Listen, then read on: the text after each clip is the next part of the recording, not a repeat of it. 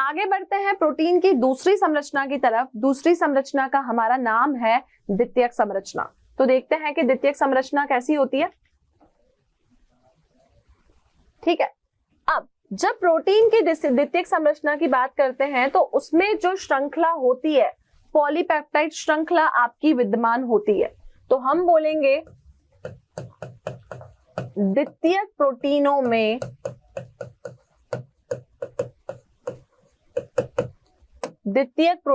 में हमारे का संबंध सीधा इसकी किसके साथ है, आकृति में से है जिसमें पॉलीपेप्टाइड श्रृंखलाएं जुड़ी होती है। सीधा संबंध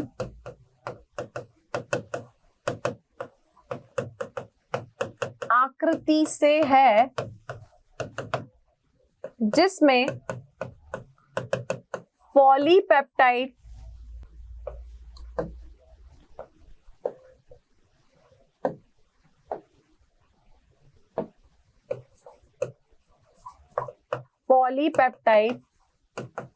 श्रृंखला क्या होती है, पॉलीपेप्टाइड श्रृंखला जो होगी यहां पर आपकी एक विशिष्ट क्रम में विद्यमान होती है।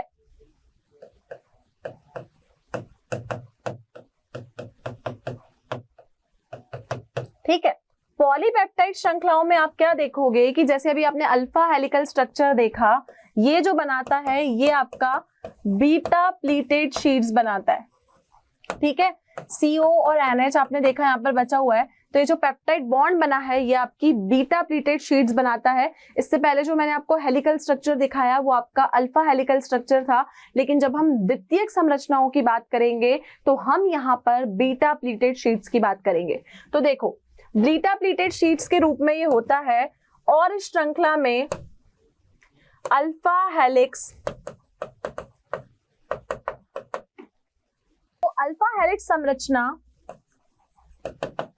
हेलिकल स्ट्रक्चर के रूप में होती है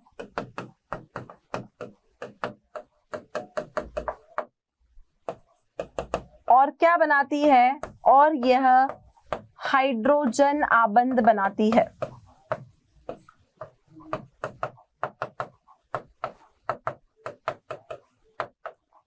ठीक है, जो मैं द्वितीयक की बात कर रही हूं, द्वितीयक आपका जो प्रारूप है, वो जो बीटा स्ट्रक्चर है वो आपका बीटा प्लीटेड शीट के रूप में होता है। बीटा प्लीटेड शीट के रूप में होना मतलब कि ये जो स्ट्रक्चर होता है ये अल्फा की तरह मुड़ा हुआ नहीं होता है, ये बीटा मतलब खिंचा हुआ प्रारूप है। तो हम बोलेंगे कि प्रोटीन के जो द्वितीयक संरचना में हमने दो पार्ट्स देखे।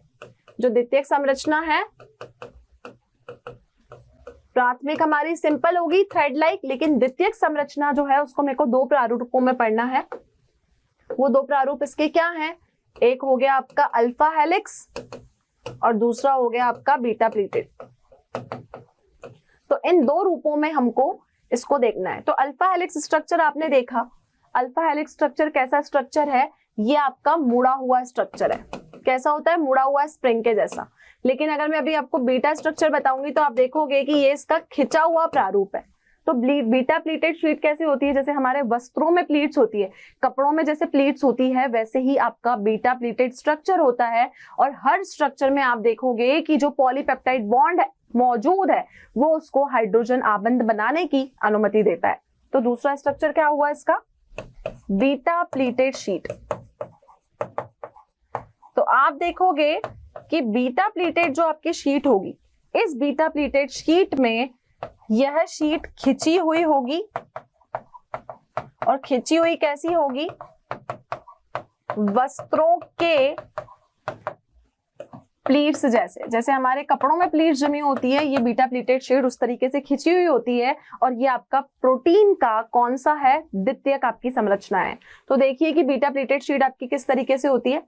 अल्फा में ये सारा आपका स्ट्रक्चर घूमा हुआ था। अगर मैं बीटा प्लीटेड शीट की बात करती हूँ तो ये पूरे जो पॉलीपेप्टाइड बॉन्ड है, इनको क्या बोल रहे हो आप, पॉलीपेप्टाइड बॉन्ड। ये पॉलीपेप्टाइड बॉन्ड कैसे हैं, ये सारे पॉलीपेप्टाइड बॉन्ड आपके अब मुड़े हुए नहीं है, ये सारे कैसे हैं, ये आपके खिंचे हुए स्ट्रक्चर है। तो इसको हम क्या बोलते हैं, इस सेकंड स्ट्रक्चर को हम बोलेंगे बीटा प्लीटेड शीट। तो द्वितीयक संरचना के दो प्रकार हो गए, एक हो गए आपके अल्फा, एक हो गए आपके बीटा। ठीक है, अब आगे बढ़ते हैं प्रोटीन की तृतीयक संरचना की। ठीक है, अब तृतीयक संरचना किस हिसाब से होगी? जो प्रोटीन की तृतीयक संरचना है, जो प्रोटीन की तृतीयक संरचना है वह किस रूप में है? ये जो आपकी तृतीयक संरचना है इसमें पॉलीपेप्टाइड, जो आपके पॉलीपेप्टाइड बॉन्ड है वो श्रृंखलाएं समग्र वलन क्या करती हैं? समग्र जो वलन होता है, और आप देखोगे वलन का मतलब होता है यहाँ पे लिपटना, को प्रदर्शित करती है। किसको प्रदर्शित करती हैं?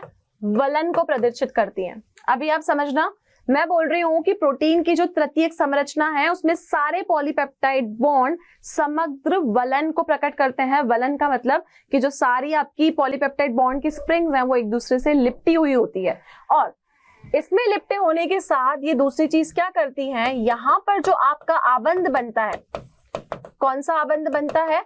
एक होता है आपका हाइड्रोजन आबंध। कौन सा आबंध हुआ? हाइड्रोजन आबंध।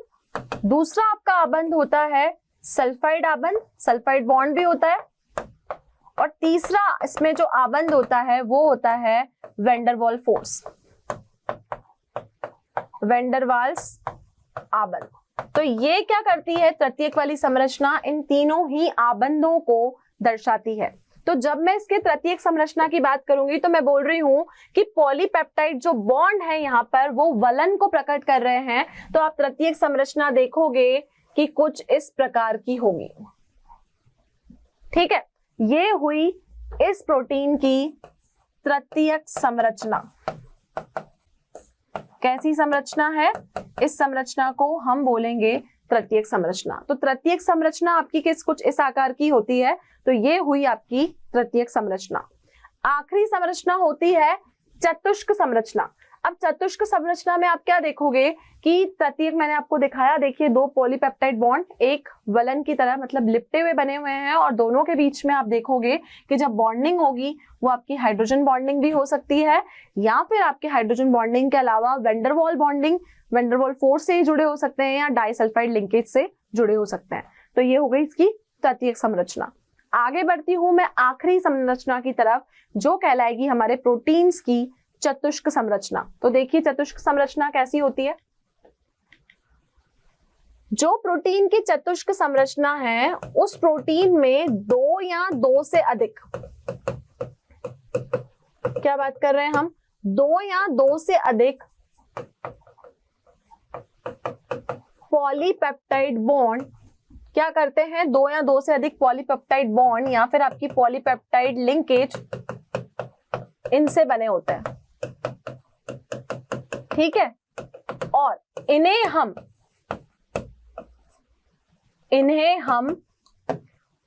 उप इकाई भी कहते हैं। क्या कहते हैं? उप इकाई भी कहते हैं, क्योंकि यहां पर अब जो बॉन्ड्स आ गए वो पॉलीपेप्टाइड लिंकेज दो से ज्यादा है। ठीक है, तो ये आपकी दो से अधिक पॉलीपेप्टाइड श्रृंखलाओं से बनी होती है, और इन्हें हम उप इकाई भी कहते हैं। उप इकाई भी कहते हैं। और आप देखोगे कि इन उप इकाइयों से मिलकर चतुष्क संरचना बनती है।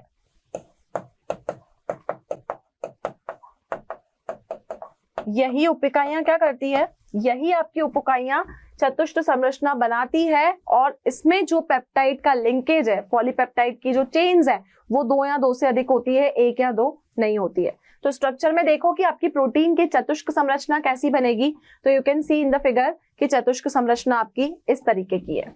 ये चौथी है आपकी, इसका नाम है चतुष्क संरचना। ठीक है, तो देखो यहां पर बच्चों में आपको थोड़ा सा डार्क करके यहाँ पे फिगर को बता रही हूं। इस फिगर में आप देख सकते हो कि यहाँ पर हमने जो पॉलीपेप्टाइड की श्रृंखला ली है ना, यहाँ जो हमने पॉलीपेप्टाइड की श्रृंखला ली है, यहाँ पर एक श्रृंखला नहीं है, यहाँ पे श्रृंखलाएं कितनी है? दो या दो से अधिक, दो या दो से अधिक पॉलीपेप्टाइड की श्रृंखला है, एक नहीं है। तभी आप देख सकते हो कि जो इसका स्ट्रक्चर है वो थोड़ा सा और ज्यादा कॉम्प्लेक्स है।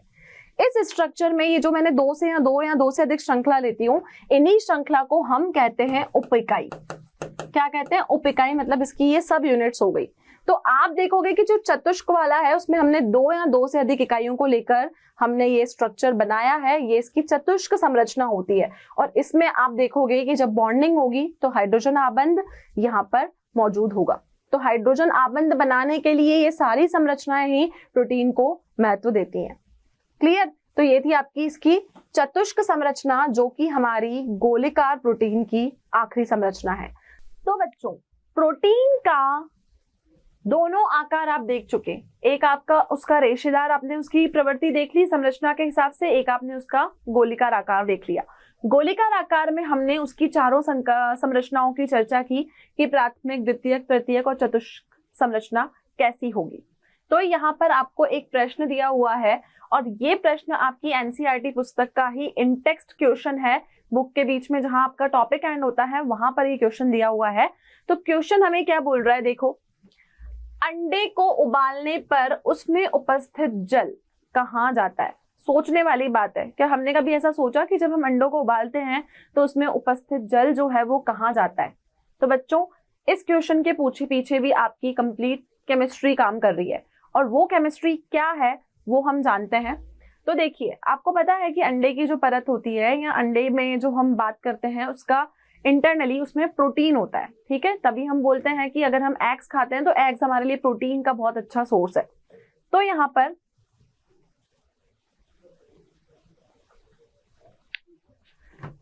पर आप जब अंडे को उबालते हैं, ठीक है, पानी में हम जब अंडे को उबालते हैं तो अंडे के अंदर क्या है? अंडे के अंदर प्रोटीन है।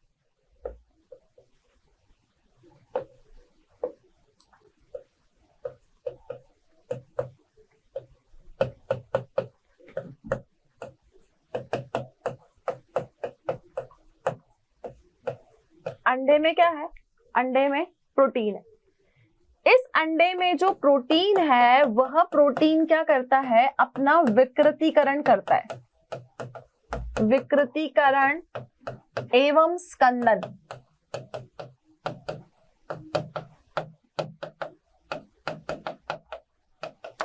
विकृतीकरण करने का मतलब होता है प्रोटीन अपना डीनेचराइजेशन करता है, अपने नेचर को चेंज करता है। विकृतीकरण एक्चुअल में बहुत एक लंबी प्रोसेस है जिसको हम नेक्स्ट लेक्चर में पढ़ेंगे, लेकिन अभी हमसे ये क्वेश्चन पूछा गया है तो हमें इसका आंसर लिखना है। तो इस आंसर को आप समझिए कि अंडे के अंदर जो प्रोटीन होता है वो अपना विकृतीकरण और स्कंदन करता है।